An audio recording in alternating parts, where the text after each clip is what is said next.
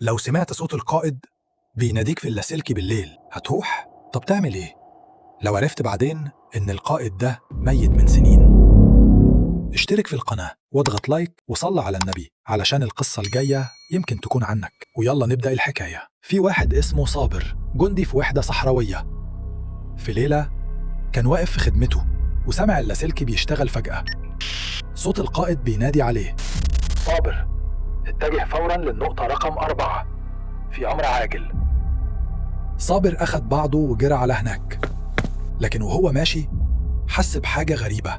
الطريق كان معجور بشكل مش طبيعي.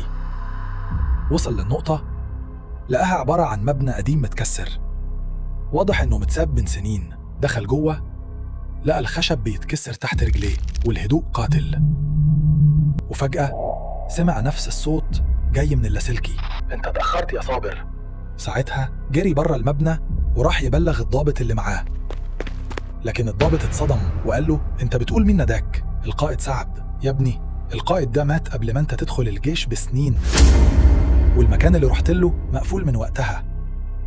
ومن ساعتها صابر عمره ما اتجه لأي مكان بالليل تاني، لأنه متأكد إن اللي كلمه مش إنسان.